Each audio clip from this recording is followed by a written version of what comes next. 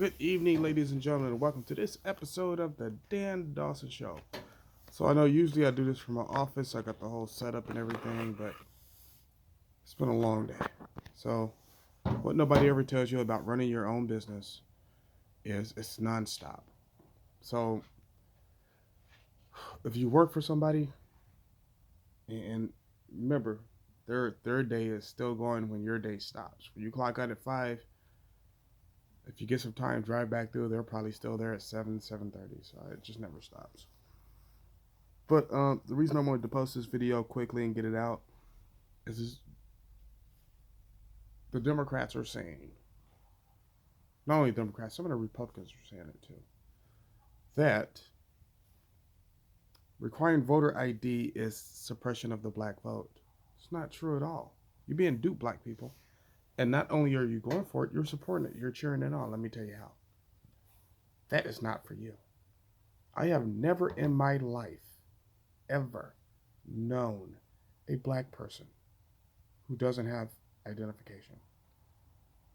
Biden says, well, black people, they can't always get ID and they don't understand how to use the internet. How insulting. Oh, sorry, one of my raccoons is here, you can see. Yeah. They come here for night for their peanut butter crackers. It's like a whole hangout thing. So, well, I'll get to you in a minute. Hold up, buddy. And I'm even including my grandfather who raised me, who was born in 1900. He had an ID. I still remember his ID to this day. You're being duped. That's not for you. That's for illegal immigrants. That's for illegal immigrants. I'm going to tell you like this. If you're a black person and you know another black person who doesn't have an ID, stop hanging around that person. If you hang around with 5 drug addicts, you'll become the 6th. You hang around with 5 millionaires, you'll become the 6th. Your life is about who you surround yourself with. Don't let these people fool you, whether they're Democrat or Republican. Which brings me to another good thing. Another very clear thing. From everything that's going on, look at the splits in the Democrat Party. Look at the splits in the Republican Party. McConnell and Trump are going at each other like they just got divorced and both people want everything. So true with the Democrat side. I think they want to throw Cuomo off a bridge right now. But let that be a lesson to you. So, here's a little exercise you can do to determine who you're voting for without just voting party affiliation. Just voting party affiliation is a thing of the past. Look at what your favorite politicians do. Look at what our intelligence service does. Vote for whoever's going to do the best for you. I always say that. I've been saying that for 12 years now. Back when I used to do union stuff. Matter of fact, I got in trouble with the union for that. Vote for who's going to do the best for you. And the way you do that is you think of your top 3 national items. You think of your top 3 local items.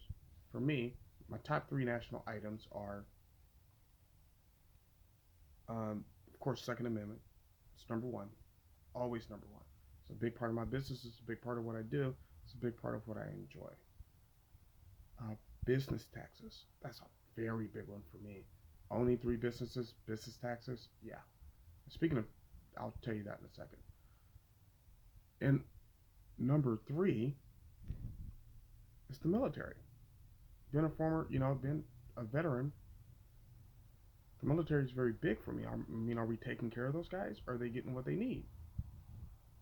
That's very big. Are we taking care of our veterans, our war veterans? How they're being treated at VA. Those are 3 big things. And I didn't originally vote for Trump when he ran the first time. I did vote for him the second time because he met all 3 of those. Now, don't get me wrong. Because I do remember when he said, well, we'll just take the guns and then they have to prove to get them back. And his constituency said, no, you're not. And he said, okay, yeah, you're right. I'm not going to do that. He backed down real quick. So for me, if you're Democrat or Republican, like this new gun law that passed, national gun law, 8 Republicans voted for it. I'd never vote for those Republicans. You've lost my vote. And you would have to do a major flip to get it back. And You couldn't do it during an election cycle. You would have to do it while you're in office. Because you'll say whatever to get elected. Learn a lesson from that. They'll switch sides, they'll fight each other. Because it's not about Republican or Democrat. It's about who's going to do the best for you. Now understand, what's best for you might not be best for me, so we're not always going to vote the same. And that's fine. That's supposed to happen. That's why America works, or used to work. There's no issue with that. Our intelligence service does the same thing.